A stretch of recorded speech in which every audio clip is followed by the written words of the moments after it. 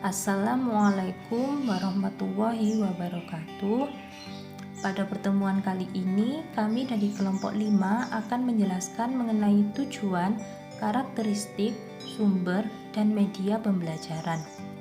Nah, sebelumnya kami akan memperkenalkan anggota kelompok terlebih dahulu. Yang pertama, Melati Ayu Alfianti, Mita Nur Zahwa, Muhammad Wahyu Pratama, Novia Ari Andriani, dan Olivatul Hasanah.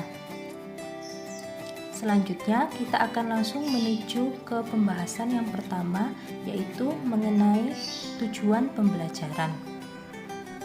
Menurut Ricci 2001, definisi tujuan pembelajaran ialah pengetahuan, keterampilan, dan sikap yang memungkinkan pembelajar dapat melakukan tugas dan fungsi pekerjaan tertentu sesuai dengan standar yang telah ditetapkan. Sedangkan menurut Permendikbud nomor 65 tahun 2013, tujuan pembelajaran merupakan tolak ukur keberhasilan pembelajaran dan merupakan pedoman atau arah bagi pelaksanaan kegiatan pembelajaran.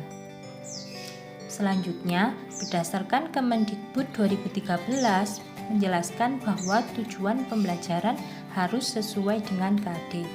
Oleh karena itu, KD yang harus dicapai siswa meliputi kompetensi, sikap, pengetahuan, dan keterampilan.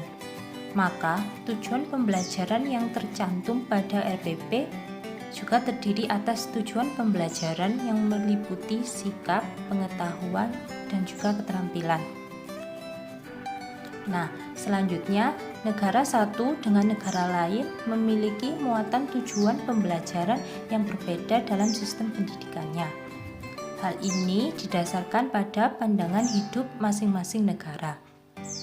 Misalnya, tujuan pendidikan nasional menurut Undang-Undang Nomor 20 Tahun 2003 adalah untuk mengembangkan kemampuan dan membentuk watak serta peradaban bangsa yang bermartabat dalam rangka mencerdaskan kehidupan bangsa. Tujuan pendidikan nasional juga untuk mengembangkan potensi peserta didik agar menjadi manusia yang beriman dan bertakwa kepada Tuhan Yang Maha Esa, berakhlak mulia, sehat, berilmu, cakap, kreatif, mandiri, dan menjadi warga negara yang demokratis serta bertanggung jawab. Sedangkan di negara Jepang, tujuan pendidikannya lebih mengarah pada pengembangan kepribadian individu secara utuh, menanamkan jiwa yang bebas dan bertanggung jawab, serta bertoleransi untuk menghargai antar individu. Selanjutnya, kita akan menuju ke pembahasan yang kedua, yaitu mengenai karakteristik pembelajaran. Karakteristik pembelajaran pada setiap satuan pendidikan selalu terkait erat pada standar kompetensi lulusan dan standar isi. Pertama, standar kompetensi lulusan akan memberikan kerangka konseptual tentang sasaran pembelajaran yang harus dicapai. Sedangkan standar isi memberikan kerangka konseptual tentang kegiatan belajar dan pembelajaran yang diturunkan dari tingkat kompetensi dan ruang lingkup materi. Nah, sesuai dengan standar kompetensi lulusan, sasaran pembelajaran mencakup pengembangan ranah sikap, pengetahuan, dan keterampilan yang dielaborasi untuk setiap satuan pendidikan. Ketiga ranah atau sasaran pendidikan ini dikenal dengan domain pembelajaran. Menurut Giggs dan Briggs, ada 5 ranah atau domain yang terkait dengan sasaran pembelajaran. Yang pertama adalah strategi kognitif atau kognitif strategis. Yang kedua adalah kemahiran intelektual atau intellectual skill. Yang ketiga adalah informasi verbal atau verbal information. Yang keempat adalah kemahiran motorik atau motor skill. Yang terakhir adalah sikap atau attitude. Bloom mengemukakan ada 3 domain atau sasaran tujuan pembelajaran. Yang pertama adalah domain afektif. Domain afektif ini memiliki 5 tingkatan, yaitu menerima, merespon, menilai, mengorganisasi nilai, dan karakterisasi nilai-nilai. Yang kedua adalah domain kognitif. Domain kognitif ini memiliki 6 tingkatan, yaitu mengetahui, memahami, menerapkan, menganalisis, mensintesis, dan mengevaluasi. Yang terakhir adalah domain psikomotorik. Domain psikomotorik ini memiliki 6 jenjang, yaitu gerakan refleks, gerakan dasar, kecakapan mengamati, kecakapan jasmani, gerakan keterampilan, dan komunikasi yang berkesinambungan.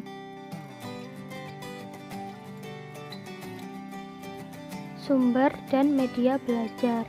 Sumber belajar adalah sesuatu yang dapat mengandung pesan untuk disajikan melalui penggunaan alat ataupun oleh dirinya sendiri. Dapat pula merupakan sesuatu yang digunakan untuk menyampaikan pesan yang tersimpan di dalam bahan pembelajaran yang akan diberikan. Di dalam sumber belajar terdapat beberapa komponen utama yang mendukung sumber belajar tersebut, yaitu A. Pesan yang merupakan pelajaran atau informasi yang diteruskan oleh komponen lain dalam bentuk ide, fakta, arti, data, dan lain-lain. B. Komponen orang atau manusia sebagai penyimpan, pengolah, dan penyaji pesan. C. Komponen alat sesuatu yang digunakan untuk menyampaikan pesan yang tersimpan di dalam bahan. D. Komponen teknik prosedur rutin atau acuan yang disiapkan untuk menggunakan bahan, peralatan, orang, dan lingkungan untuk menyampaikan pesan. Kemudian ada pengertian dari media. Kata media berasal dari bahasa Latin, merupakan bentuk jamak dari kata medium. Secara harfiah, kata tersebut mempunyai arti-arti perantara atau pengantar. National Educational Association atau NEA memberikan batasan bahwa media merupakan sarana komunikasi dalam bentuk cetak maupun audiovisual, termasuk teknologi perangkat kerasnya. Manfaat media. A. Memperjelas pesan agar tidak terlalu verbalistik. B. Mengatasi keterbatasan ruang, waktu, tenaga, dan daya indera. C. Menimbulkan gairah belajar, interaksi lebih langsung antara murid atau siswa dengan sumber belajar. D. Memungkinkan anak belajar sendiri sesuai dengan bakat dan kemampuan visual, auditori, dan kinestetiknya. E. Memberi rangsangan yang sama, mempersamakan pengalaman, dan menimbulkan persepsi yang sama. E. Menghadirkan objek-objek yang terlalu berbahaya atau sukar didapat ke dalam lingkungan belajar. Misal, guru menjelaskan menggunakan gambar atau program televisi tentang binatang-binatang buas seperti gajah, jerapah, dinosaurus, dan sebagainya. G. Menampilkan yang terlalu besar seperti kapal laut, pesawat terbang, pasar, candi, dan sebagainya. Media pengajar dapat berupa 1. Media elektronik atau audiovisual. Jika media termaksud hanya diperlukan suaranya, berarti termasuk media audio. Kalau di dalamnya juga ada gambar yang dapat dilihat, berarti media visual. 2. Media cetak. Media cetak berupa karya sastra yang unik-unik dari berbagai media. Media cetak yang tersedia sebaiknya beraneka ragam, mulai dari tabloid, koran harian, majalah, dan lain-lain. Media gambar. Media gambar berupa foto-foto kegiatan sastra. Foto-foto sastrawan terkenal yang kaliber nasional dan internasional. Media alamiah berupa daun-daun di alam, batu-batu di alam, hewan-hewan.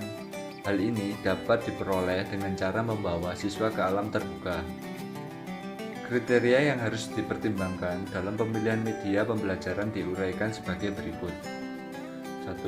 Tujuan penggunaan. Apa tujuan penggunaan, standar kompetensi, dan kompetensi dasar yang ingin dicapai? Apakah tujuan itu masuk ranah kognitif, afektif, psikomotor, atau kombinasinya?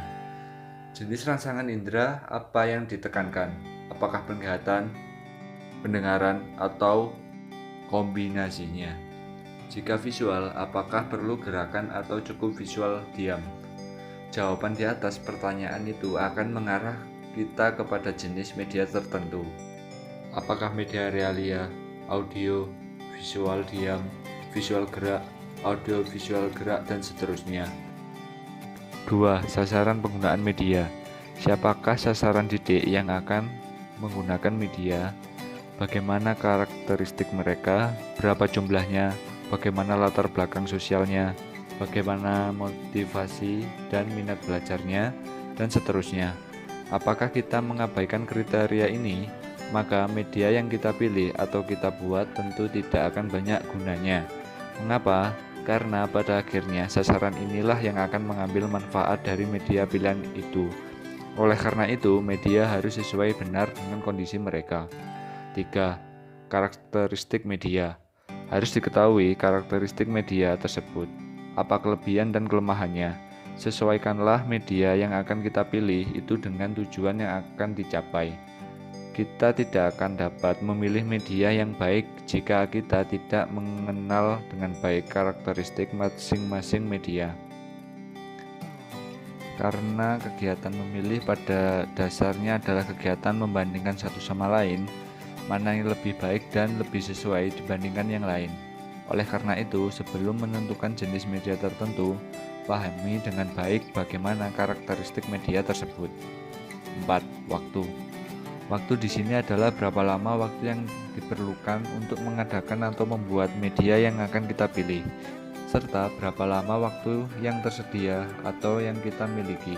Cukupkah?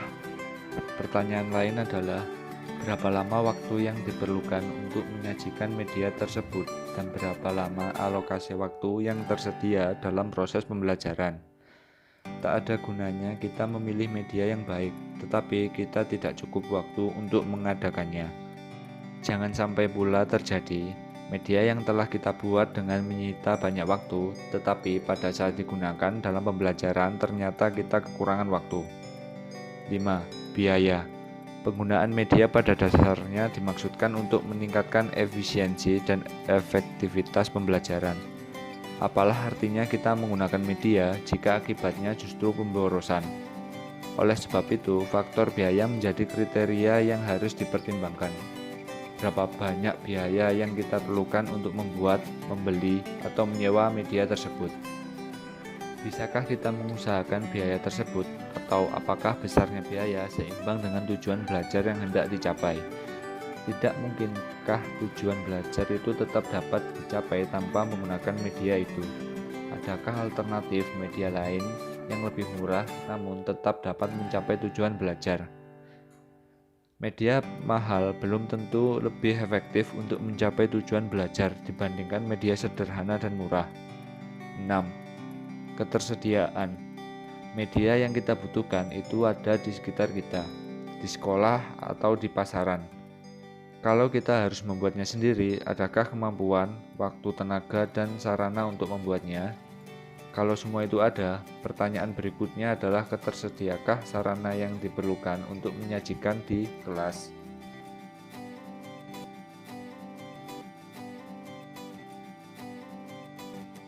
Sekian dari kelompok kami.